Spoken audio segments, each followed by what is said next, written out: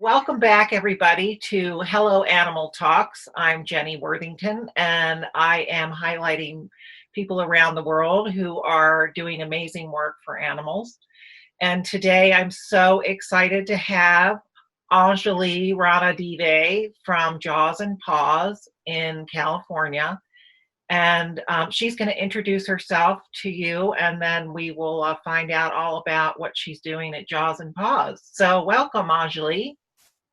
Thank you so much, Jenny. Thank you for having me. I'm really excited to be talking with you. But yeah, my name is Anjali.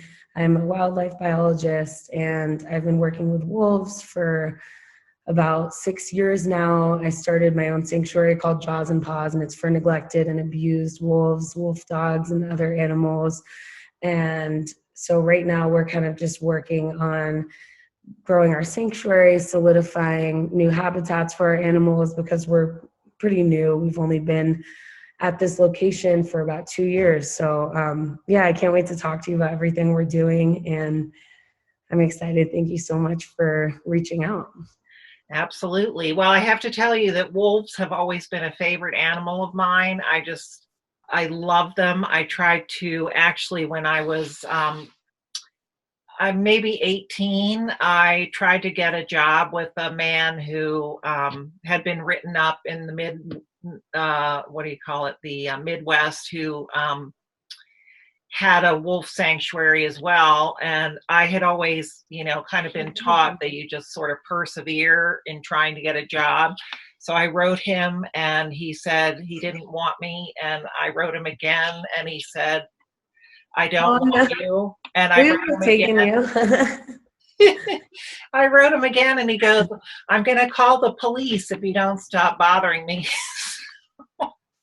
So I didn't get my chance to work with wolves, but I was a bird keeper at a I love it. conservation Wow. center in Washington, in Front Royal, Virginia. So I did get a chance. They had maned wolves there that I did not work with, but Yes, those are beautiful. yeah, I saw them, but I didn't work with them. I took care of the birds, which was pretty amazing. But so That's I'm awesome. Uh, that's those birds are kind of my other passion. Sorry, the service is terrible, but yeah, birds are definitely close to my heart also. So we have a connection there too. I love birds as well. I did. I grew up with parakeets. We always had a parakeet. Parakeets are the best. Yeah, the one you just saw, she's a Indian ringneck parakeet, and so she was. We get a lot of our animals from either owner surrenders or the shelter before euthanasia. So she was actually an owner surrender, and they had said her foot got caught in a toy, and they cut it off, which is crazy. Yeah, So sounds yeah, just some of the things people do. It's yeah, it's just unimaginable. But yeah. yeah, yeah. Well, on your website it says Jaws and Paws Women for Wolves. So do you only employ women? No, so we right now we're all volunteer based. So we don't have any employees, but our volunteer program is called Women for Wolves because it's kind of more catered to women, especially specifically women of color, women who from low income communities, or women who've been through anxiety, depression, PTSD. We kind of cater to women specifically just because animals changed my life and wolves changed my life in so many ways. And I suffered from a lot of mental health issues, including depression and self-harm and cutting. And one of the only things that really, you know, brought me out of it, and that still brings me out of, when I start to get to that dark place, has always been animals. And so I guess it's not like we're not, prejudiced against men at all. We have male volunteers too. It's just kind of more catered to women so girls feel comfortable. And also because wolves in general are very, very female oriented. they are more attracted to female energy than male. And it's different with every species. We work closely with a monkey sanctuary called Animal Tracks, which they're amazing. You should definitely, I'll connect you with them. You should definitely talk to their founder. She's great. But monkeys actually gravitate towards men. And so it's just interesting because with wolves, they have this, I think there's a big misconception that they're scary and that they're vicious.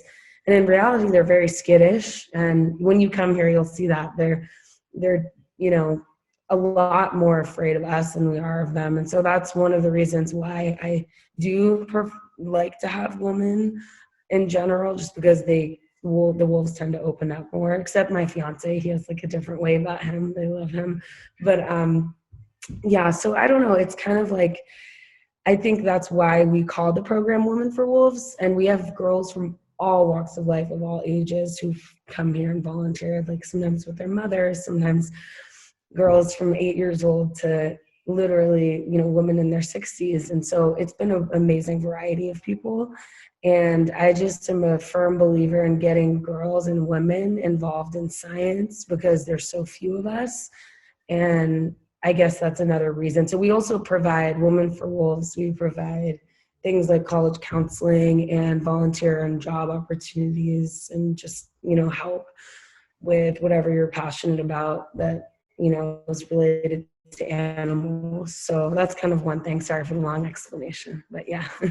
No, that's fantastic. I mean, I just can't believe how much you're doing. I mean, and you look so young. And I mean, this is a huge amount of work that you're doing because it's not just the wolves, but you have all kinds of other animals that you're taking care of and you're saving. Yes. Tell us about that. Tell us about the other kind of animals you have. And yeah, we initially started with wolves. I called the organization Jaws Paws because I was really passionate about the ocean. So I wanted to marry the two, which is why it's Jaws, like for sharks, and Paws for wolves. And it was kind of awareness based first. So I did a whole campaign and a really, really big push for the banning of shark finning and eating shark fin soup because 70 million sharks are actually killed a year just for the soup. So it started like as that. And then we kind of just started, I don't know. I mean, people call you and say, hey, can you help me with this, you know, goat? And I'm like, well, I'm not going to say no, you know? So we ended up, I mean, now we have tortoises, we have goats, we have bunnies, chinchillas, guinea pigs, we have pigs, actual pigs. So I think what's been really amazing is to learn so much about these other animals. Coming into it, I mainly knew wolves and sharks. Wolves because I was volunteering at different wolf sanctuaries. But with the other animals, they kind of honestly came by accident. And it was initially, what we used to do a lot was basically place animals. So we'd rescue them, get them vetted before we had our actual sanctuary because we didn't have a physical location. So how we would try to help and make a difference that way was just going to shelters and saying, hey, are there any animals that are about to be put down? We'd take them, we'd adopt them, we'd vet them, we'd get them all cleaned up, we'd adopt them out. So we do that kind of thing a lot. And then it just expanded to farm animals and to birds and to everything else. And as our name got out there, then, like I said, we started getting a lot of calls about, I mean, I've had people ask me if I could save a shark that's outside of a Fry's electronics in a tank. I'm like, what the heck? Like, what am I going to do? You know, with that. Or, I mean, the baby geese, baby monkeys. And so, yeah, these things have just kind of like ended up, you know, resulted in us expanding and rescuing a lot more animals. And as we get our exotic permits for exotic wildlife, our goal is to also include wildlife rehabilitation. But yeah, it kind of, I guess, initially expanded just because people would call us and say, hey, I have this chinchilla that I can't take care of anymore, or hey, my neighbor is severely abusing their wolf dog. I see it happen every day. Is there anything we can do? So it just kind of varies, and it's never never a dull moment. Right before I talked to you, we literally just saved a little baby hummingbird. Oh, So wow. it's, yeah, it's definitely interesting. And the animals that I definitely gravitate towards wolves, like you said. Like I've just like you, since I was little, I was in all of them. But it's been amazing to be able to work with a lot of the farm animals, like the pigs and the goats, because I think people, just like wolves, they see pigs and think a certain thing immediately, Mhm. whether it's food or whether they're dirty or, they're only good for one thing. And in reality, they're so intelligent and so sweet and amazing animals. So I guess we, in general, also like to take in the animals that are misunderstood, because wolves are the most misunderstood of all. And so are sharks. And People sharks look at them and think, oh, they're too. man eating, they're dangerous. And again, in reality, like we kill, they kill 1 to 3 of us a year. We kill almost 100 million at one point. So, and a wolf, for example, hasn't actually killed someone in North America in over 200 years. So it just shows you, like, our fear is honestly just based off of like bad press, if you think about it, and negative connotations. Yeah, it's kind of amazing. It's such a misconception with so many of these animals. It really is. Like, we have people come sometimes, for a private tour or something, and they're obviously excited and want to come meet the wolves. But when they arrive, their first impression, they're like, "Oh, I'm scared," or "Oh, they're so scary. I want to see it kill something or eat something." And it's funny because then by the end of it, they're like, "Oh my gosh, wolves are the sweetest." So it's just funny to see people's, like, mindsets change when they first come and have kind of this, misconception or preconceived notion about them, for sure. Yeah, that's such an incredible service that you're offering to them. That's the kind of information that we need to get out. It's a Yes. very lopsided view. Exactly. And that's my ultimate dream and my goal for my foundation. I wanted to make a difference, for animals in the wild. Us helping animals in captivity kind of happened by accident, because I had rescued a dog that I thought was a dog, but she has a tiny bit of wolf in her. And she made me want to research and understand. And I started finding out that wolf dogs in California, they have to get euthanized unless they can go to a sanctuary.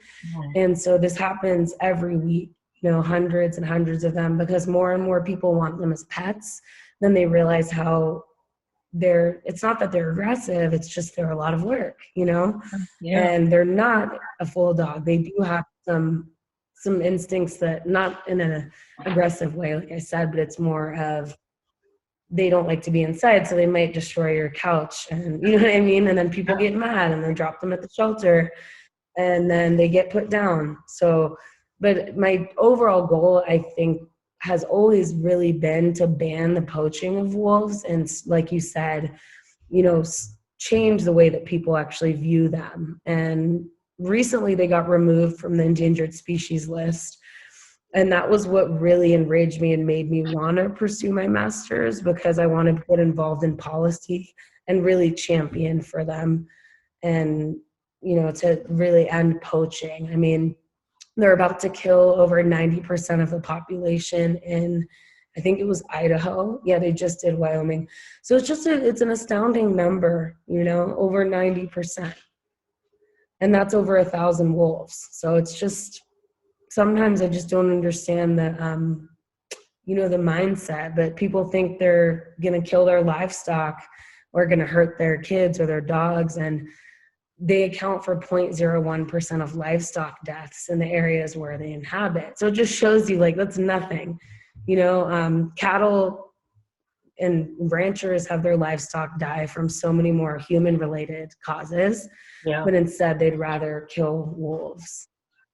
So just an example of, like, misconceptions, really. And the thing is, I think people don't understand that when they're killing an animal that's so incredibly social and has such a family structure, that they are Yeah. decimating more than one, they kill one member, they could be decimating an entire pack.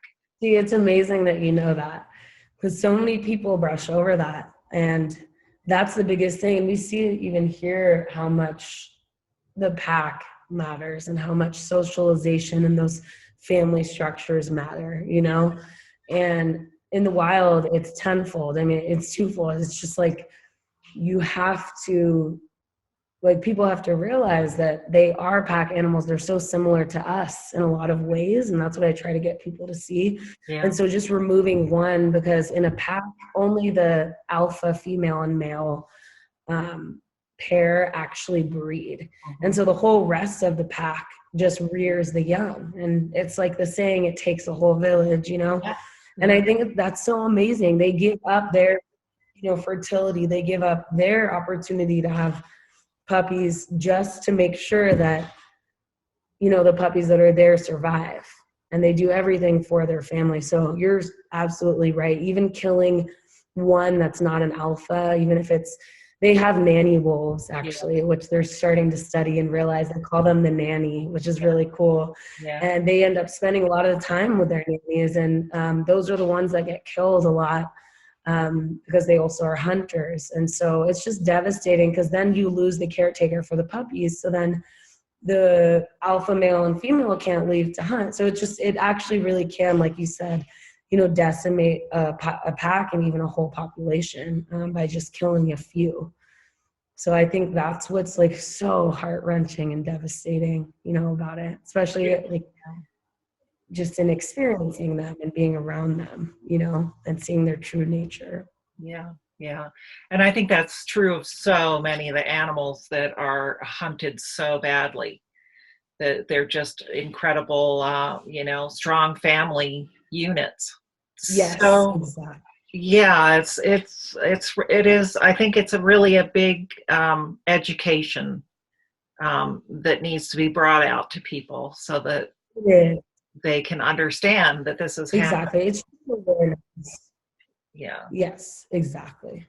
So you have a degree in wildlife biology. No, it's actually marine science, which they didn't have a wildlife biology or marine biology program at Cal, where I went. And so, and I'm there now for my master's, and now they have it, of course, but they didn't when I was in my undergrad. So I did marine science and conservation resource studies, which is pretty much conservation biology and marine biology. And then now for my master's, it's a master's of forestry, and it's wildlife biology specifically. Wow. But forest related, creatures.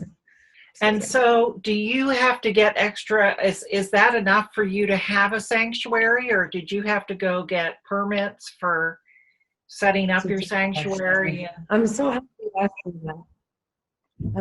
Because people always are curious about how I have, people all the time ask me how to start their own or how to start their own nonprofit. So you don't have to have any academic credentials at all to start a sanctuary. Most of the sanctuary owners I know actually don't have any. What you have to have, though, is, yes, 1.5 trillion permits. And basically you have to have years of experience to show. So even like, it's different in every county and every state, but for example, we started out as just a dog rescue, and that was the first permit we had to get. And to do that, you have to show that you have 2+ years experience, like working with dogs, like as a trainer in a kennel, like at a vet office, something. And you have to have someone sign off on it. So you literally have to have like an old boss sign off on it and write you a recommendation. It's a whole process. Yeah. And that's just one part. On top of that, there's, endless. I'll tell you right now, don't ever start anything in LA County. That's for sure. Yeah. There's endless, paperwork and things you have to pass. You also have to pass USDA, which we have, and you have to have your fish and wildlife permit. You have to have, there's many. And in order to get some of those, it's mainly just experience they want. That's really all it is. And then on top of that, they also want to come and inspect your facility and see how you're caring for the animals. You also have to kind of be interdisciplinary. Even if you don't have a degree, like that doesn't matter. Like I said, most of the sanctuary owners I know just went right into, usually a lot of them started out in animal training. I think that's changing now, but you really just have to make sure you have experience. Just start, like, that's what I always tell people, is to just start volunteering places. I started working at the Monterey Bay Aquarium when I was 13. And so I just had a ton of experience basically to put on, my resume essentially. Yeah. And so that's one thing that really, really helped me. And I had worked with a variety of animals at the aquarium, like sea otters, penguins. And so when you have like kind of exotic animals also to add, they really like to see that, because it means, you definitely will understand just the exotics more in general. And wolf dogs, it's interesting because they're not considered exotic. Wolves, honestly, I think they're probably like the easiest ones, they say, to get permits for out of the like exotic animals. What's really difficult is to get permits for animals like monkeys and, you know what I mean? Monkeys and, elephants and giraffes and zebras and things like that. But that's actually definitely a dream of ours and a goal of ours, to rescue animals from the exotic wildlife trade. Mm-hmm. But yeah, you don't have to by any means have a degree. I think it definitely helps, but at the same time, it also hurt in a way. Why is that? Because all the time, well, I guess because, or I won't say hurt. Sorry, I won't say hurt. I think just maybe didn't really help as much as I thought it would have, because you can't ever get knowledge or experience in a classroom like you can when you're actually doing it, know? Yeah. So me, and I graduated in 2013 from college. I moved to LA, and I actually used to do music. So that's what got me to Southern California. Mm-hmm. But I started working in dog rescue just on my own, really. Like I said, I would pull dogs from the shelter before being put down. And I became really passionate about that. And that's when I started seeing the wolf dogs and really getting involved in that. But I think a good way is to just volunteer. That's just, that's all they want to see when you're serving your own sanctuary, that you've actually worked, somewhere and had experience. So, right. Yeah.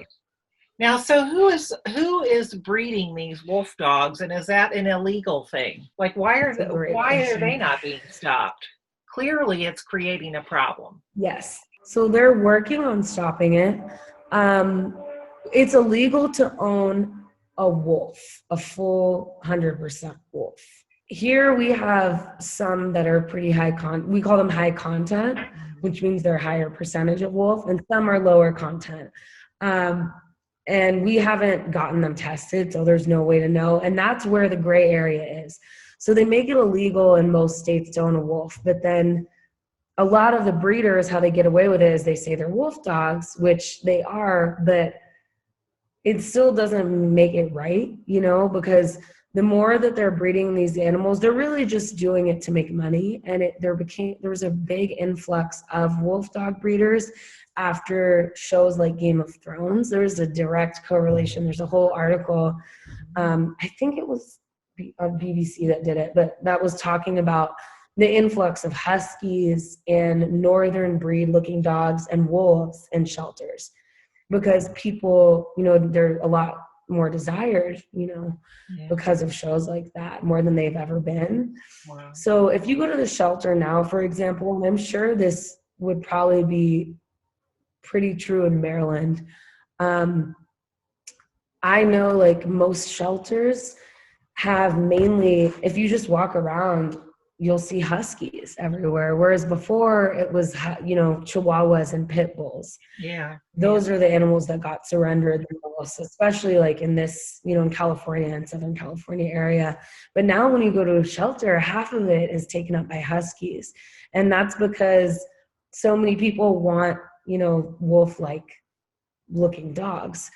And they don't realize, I say huskies because they also have a very similar behavior, and they're always crossbreeded with wolves. So a lot of the wolf dog breeders, their preferred animal or subspecies to breed wolves with is usually huskies or malamutes, dogs that kind of resemble them to get that look.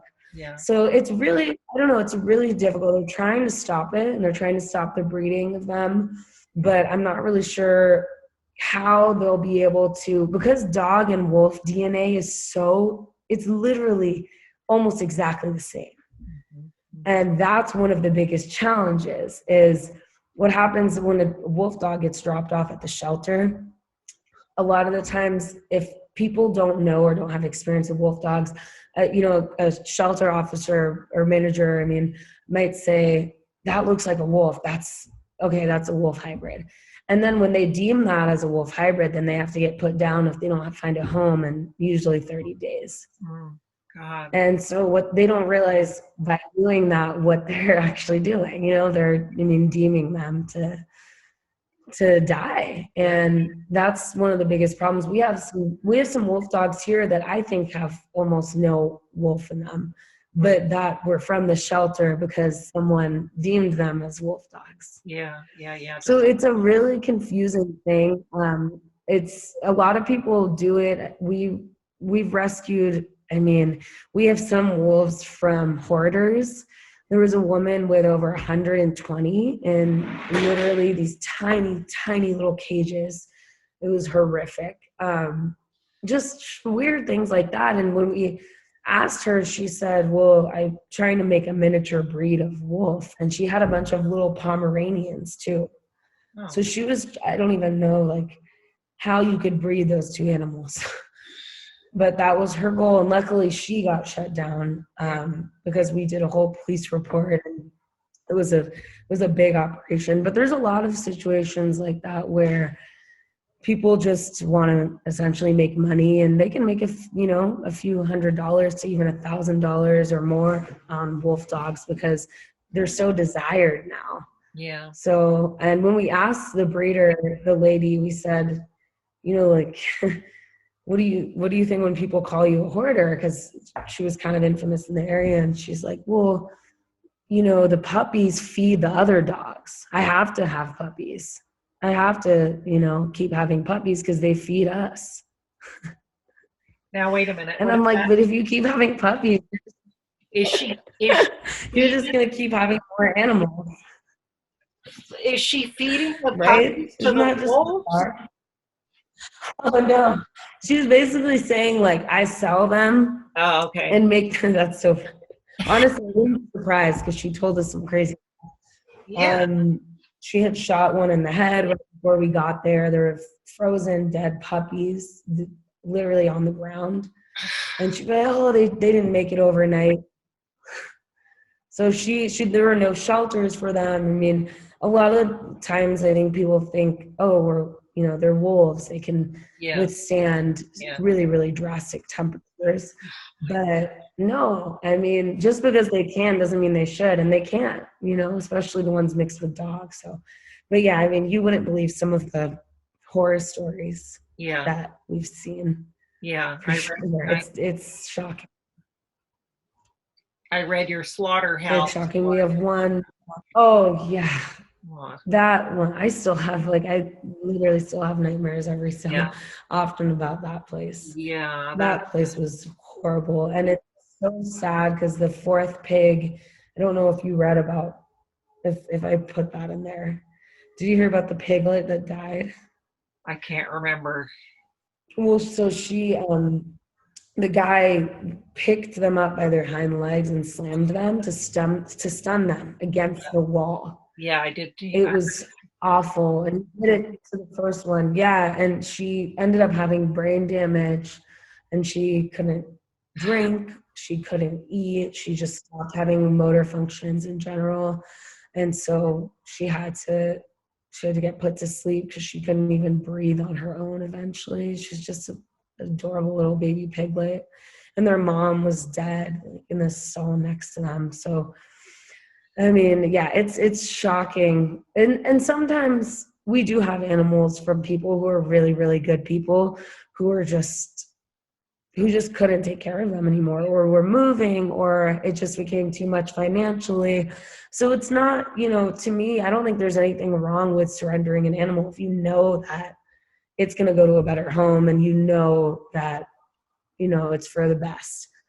But what people do is they surrender them to the shelter, and that's horrible because no matter how pretty the dog is, whatever the shelter chooses to categorize that dog as, it's going to doom them for life, and so it's just terrible all the way around to surrender animals to shelters, but especially wolf dogs, because they have no other option really. Right. So that's what's like definitely devastating about it.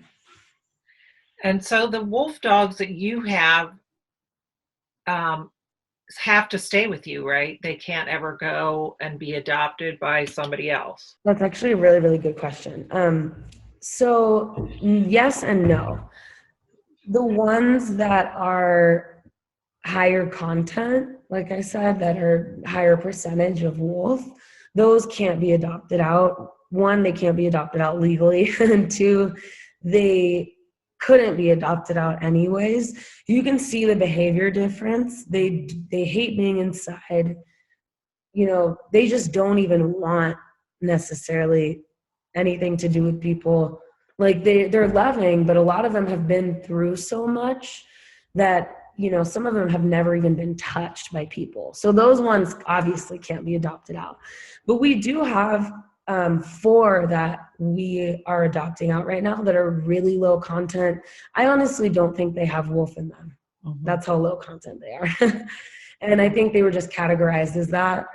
And so, yeah, when we do come across the really low content ones that are super sweet and, they're all sweet, but a lot more, accustomed to people is what I meant by that.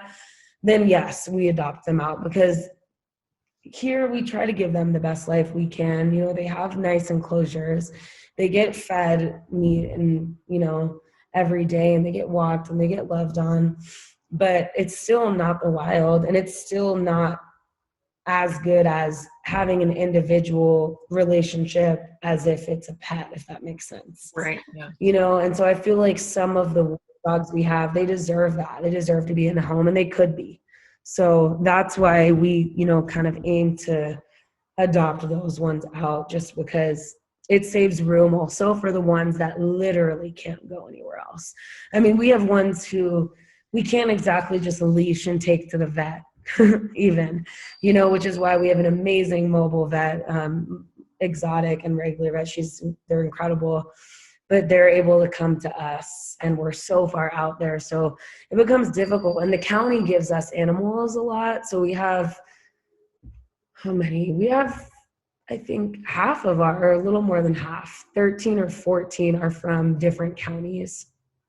And we have 5 that we got about a year ago that are from Lancaster out here in Southern California. And they were abandoned in a trailer park. And they, I don't think, have ever been touched by people. To this day, we still can't touch them. They're so scared and terrified. We don't know what they've been through. And we'll sit in there and read a book and spend time with them and throw treats at them, and it helps, and they've opened up more.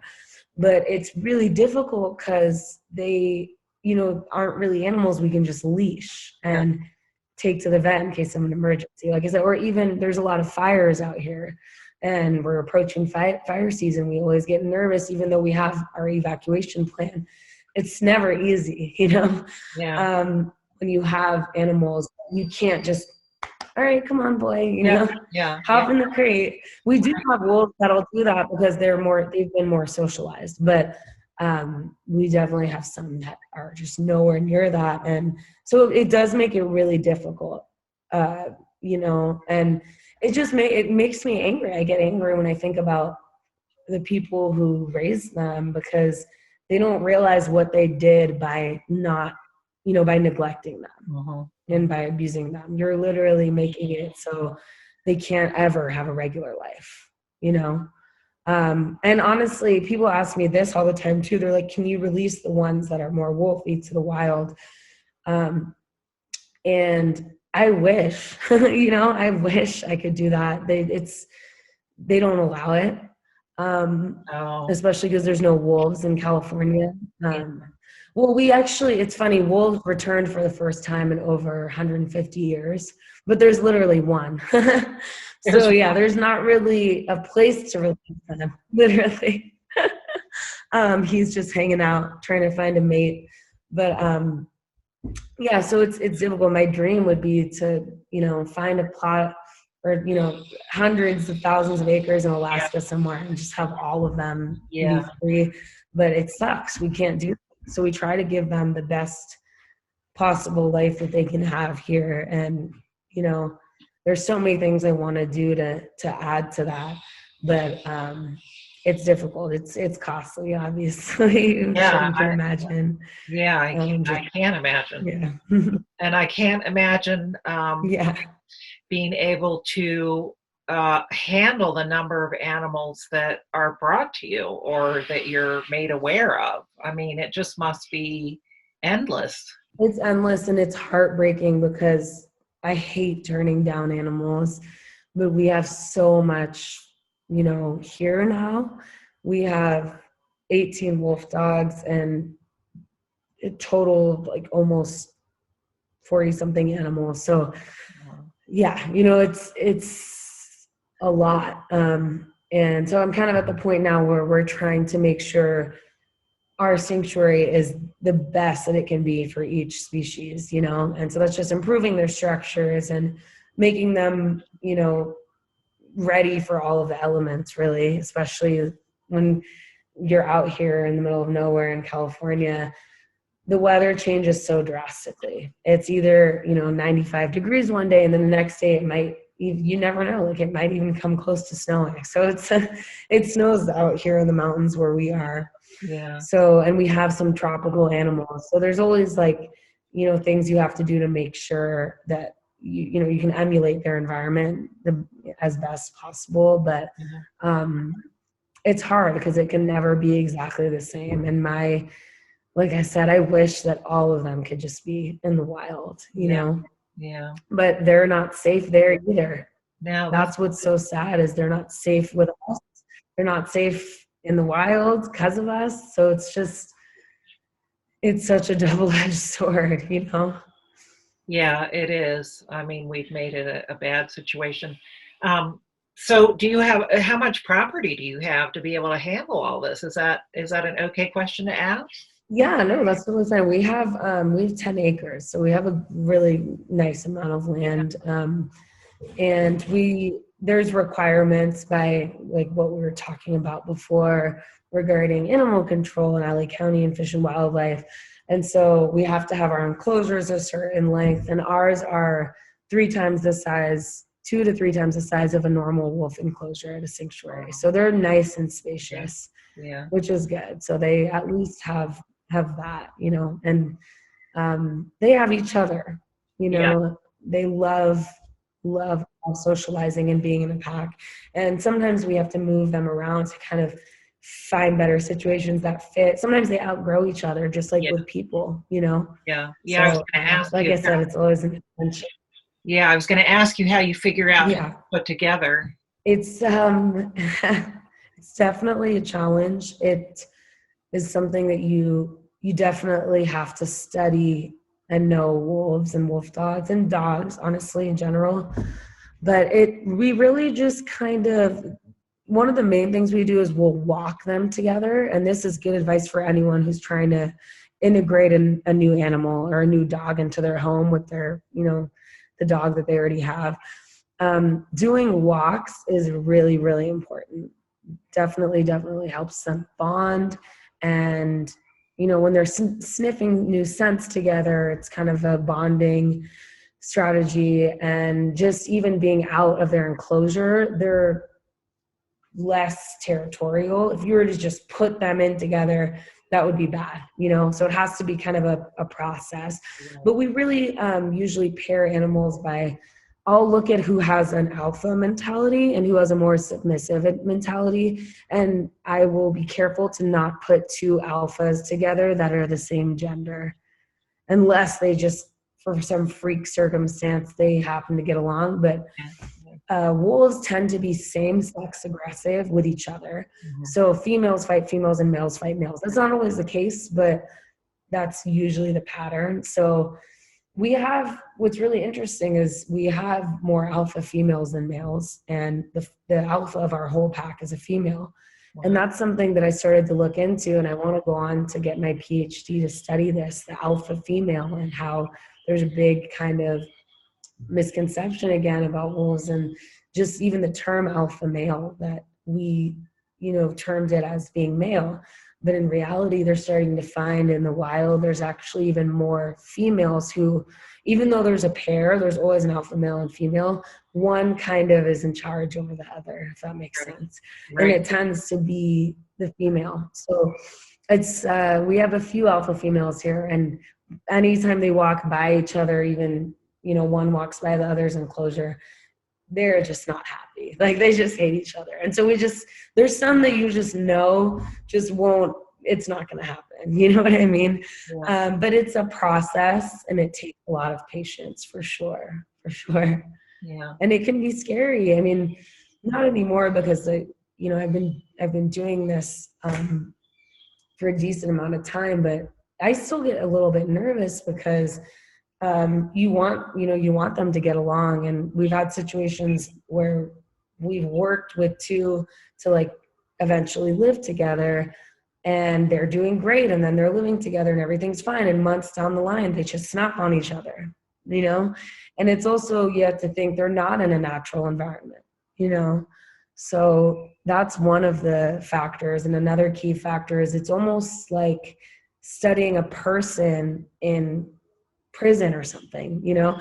I hope it's better than prison for them, but if you're just studying a person in an enclosure all day, you're not really gonna, you know, so you're never gonna fully know them. Their behavior is not gonna be really authentic to who they are until they're out and about and doing their own thing, you know.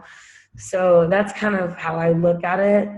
But it's really interesting, because I also want to study wolves in the wild and bring that back here and see how they differ in captivity and what that does to their mental, you know, and what that does to them over generations. Because I'm sure there's a lot of, you know, biological and just side effects in general. Yeah, absolutely. That would be super interesting. Where would you go to do something like that? Like, there aren't a whole bunch of, like you say, they're sort of going after the population. First they repopulate, and then they decide they're going to kill them all again. So exactly, you know, it's just kind of like ridiculous. Isle Royale, I know, is a place I used to want to go to see the wolves. Yes, that is, where is that? Canada, right? I think it's off of Michigan somewhere. Is it Great Lakes somewhere? I thought it was Michigan, maybe. Oh, wow. Yeah. Definitely have to look at that. I didn't know. That's amazing. Yeah, I mean, one of the main places that a lot of my professor, who's a wolf biologist, he did his PhD and everything at Yellowstone, and that's where a lot of people study wolves, because it's one of the few places where they're entirely protected in the States. And they're a really rare case, because they were reintroduced and they thrived. And that was in 1995.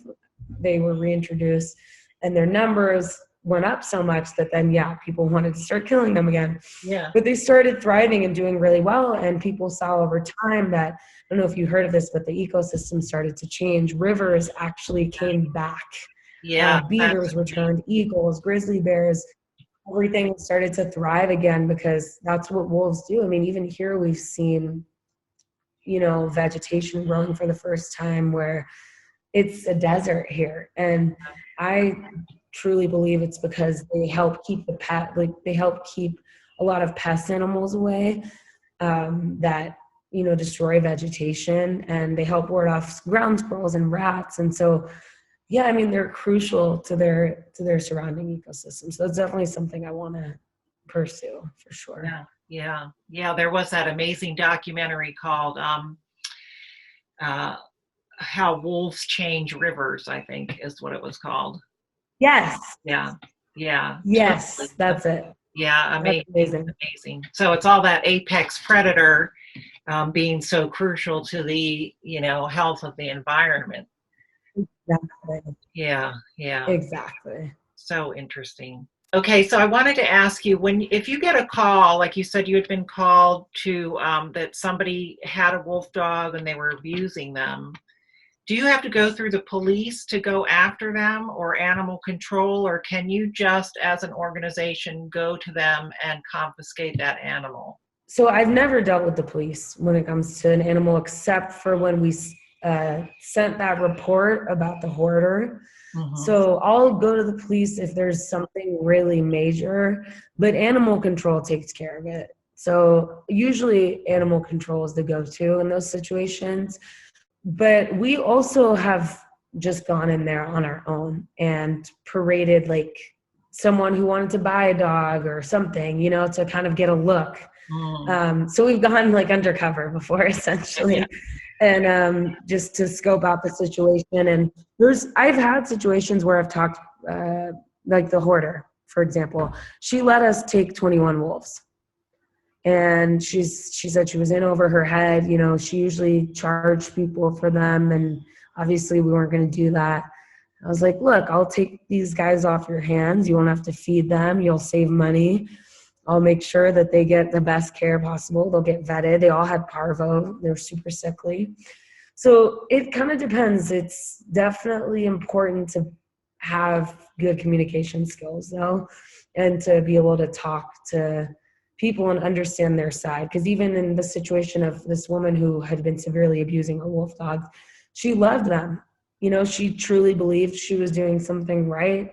And if I had gone in there, you know, with hostility, I probably wouldn't have been able to save those wolf dogs. So we do work with animal control. That's the main one.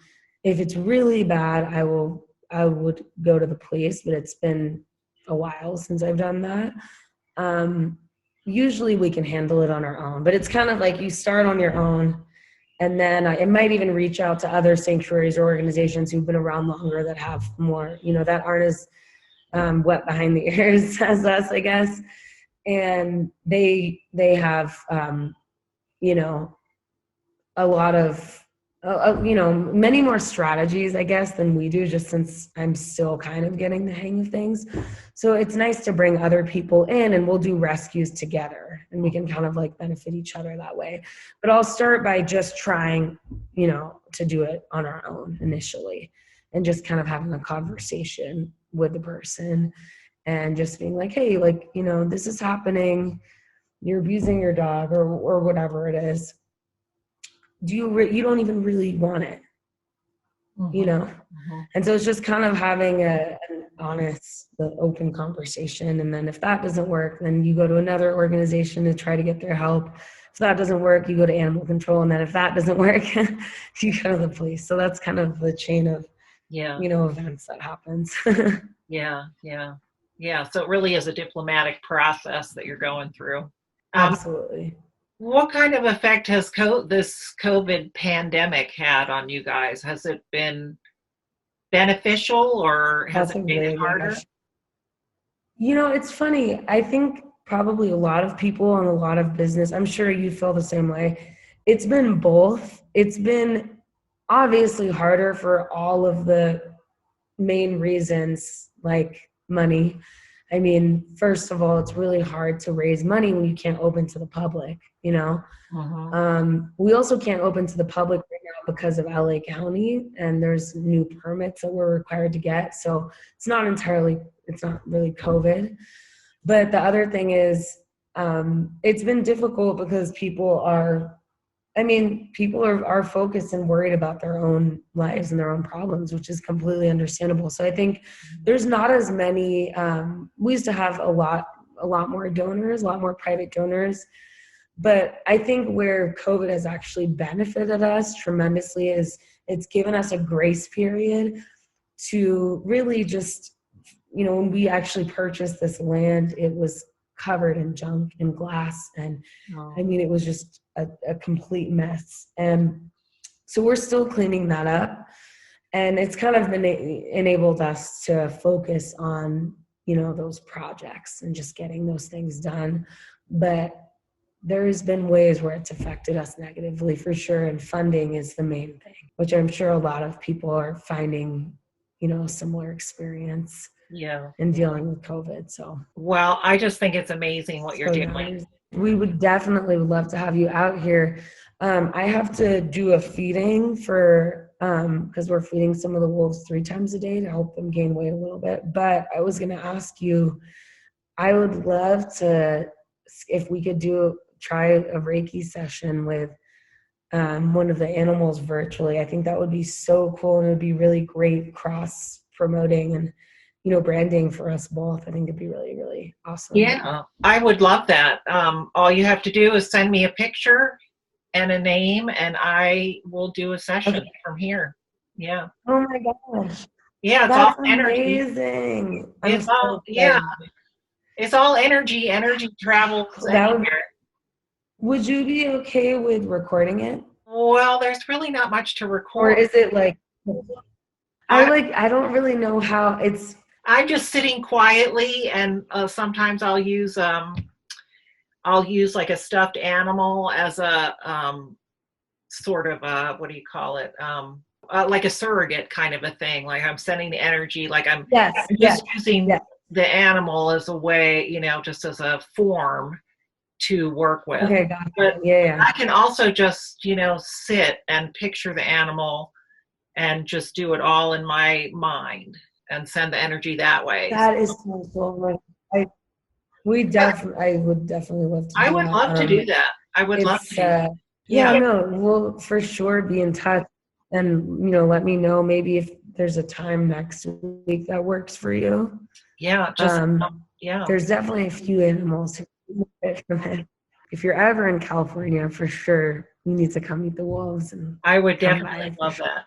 I would love it. My brother lives in LA, so I'll be there sometime. Oh, there you go. Perfect. Okay, yeah. No, for sure. Is there anything else you need from me, or is there anything else, you wanted to ask? Yeah, well, I want to make sure that people know that you have a website. It's called jawspaws.org. And so you can sponsor a wolf. You can donate. You have some adoptions up there for like kitty cats and things like that. Exactly. We'll be putting up more adoptions really soon. Yeah. So that's really awesome. And I don't know, are you doing your Wolfstagram hikes where you get to go on a hike and then get a picture taken with your wolves? I wish we could. We can't do it right now, but we're definitely going to start that back up again soon. Yeah. So that's something that's probably been a COVID victim. Yeah, no, for sure. We definitely want everyone to go there. You've got a really great website. It talks about your animals and what you're doing. You are doing a lot also with the oceans and the marine wildlife. And would love to have everybody check that out and thank you so much. Give you some support for sure. We could absolutely use it right now, so it's greatly appreciated. Yeah, absolutely. Well, we'll get it out to as many people as we can. I will let you know when the video will come out. I'm going to edit it and get it ready to go out. Okay. Then you can send it to all your supporters as well. I would love to. I will for sure. I will. Yeah. I think there's some great cross, promoting that we can do. So I'll post it on the foundation page, and I'll also put it on my personal site too, or personal page. Yeah, I think the more we can get out about it, the better. I think now is the time. Now's the time we need to be thinking about the animals and reevaluating how we're treating the animals and the planet so that we can all survive on here together in a nice, kind, Absolutely. gentle way. Thank you for everything you do. I think what you're doing is amazing. I think it's really inspiring. And I think it's so needed. Like I said, there's so many animals that we have that have been through so much trauma and neglect. And so I think it's important. I think people only think of Reiki for people, and they don't realize how animals are vessels for energy, and animals read energy, much better than we do. So they're even more reactive towards it. They are. They're. So Yeah. thank you for everything that you do. Absolutely. Yeah. For Thank you. everything. Thank you. Yeah, I appreciate It that. was so great talking to you. I love that you were able to take the time. I really appreciate it. I know you're so busy, and yeah, I look forward to keeping in touch with you. No, I had been wanting to do this. Me too. I had been wanting to do this. So sorry it took so long, but I'm looking forward to connecting next week, and I'll send you a photo of the animal for sure. Yeah, definitely do that, because I would love to work with somebody, and or multiple, whatever goes for you. And yeah, good luck with your master's degree and your exams and all that kind of stuff. Thank you. I know I literally have exams on the 11th. I'm like, back in school. But yeah, no, thank you. I really appreciate that. And let me know if you need anything else, but we'll talk soon either way. Okay. All right. That's great. Thank you so much, Anjali. It was great talking to you. Thank you so much, Jenny. All right. You too. Have a great rest of your day. Thank you. Bye. Bye.